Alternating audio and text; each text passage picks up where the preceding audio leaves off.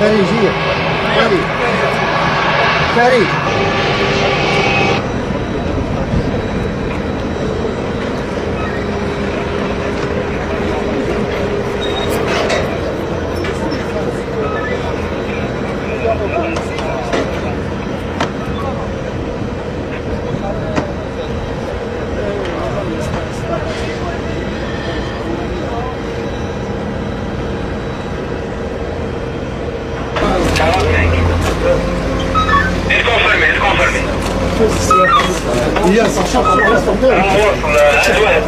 Yes.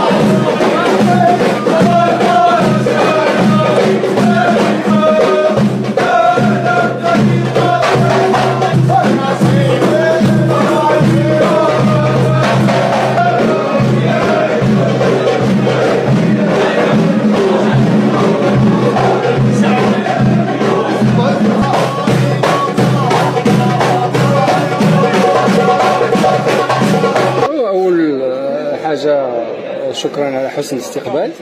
ومن الناحيه الرياضيه طبعا يعني هذه الفئه العمريه عندها عامين ديال التحضيرات. كانت عندها مشاركات اقليميه ومشاركات في الاقصائيات، والهدف هو الذهاب مع هذه الفئه السنيه الى ابعد نقطه ممكنه وتمكينهم من خوض منافسات ايضا قاريه وعالميه.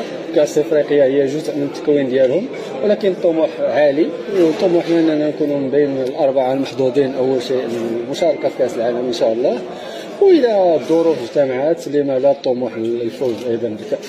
واش كيف واجهتم الاستقبال اليوم؟ الاستقبال طيب كما عودنا الشعب الجزائري، ما متفاجئينش وما كانش عندنا خلفيه اخرى غير هذا حسن الاستقبال هو اللي منتظرينه من الشعبين الشقيقين. وحضور مكتمل للاعبين يعني لا الحمد لله ما عندناش غيابات. الاستعدادات كانت في ظروف جيده، استعدينا لاطول فرصه ممكنه في البلد، وفضلنا التنقل على بعد يومين لانه كنت قبل يومين على الموعد الانطلاق التظاهر قبل موعد الانطلاق. هو موعد جيد يعني لانه الرحله ماشي طويله، تتشبه لاي تنقل الفريق مثلا محلي في الدوريات المحليه في الحافله. لا الرحله مريحه، ساعتين او اقل من السفر ماشي. كيفاش في المناسبه مجموعتكم بحضور نيجيريا وزامبيا؟ اكيد هما ثلاثه مجموعات قويه، ولكن الطريق لكاس العالم اكيد انك غتواجه منتخبات قويه. صحيح ان الفرق اللي في المجموعه قويه، ولكن خص الواحد يقاتل على الحظوظ ديالو.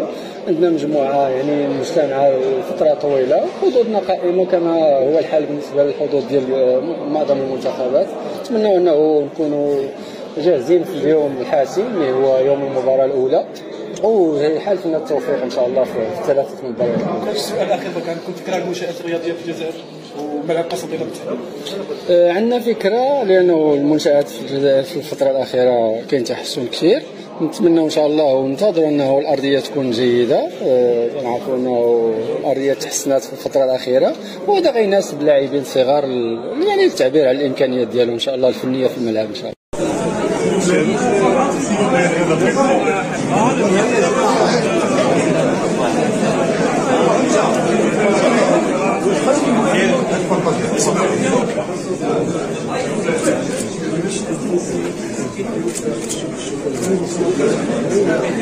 Thank you.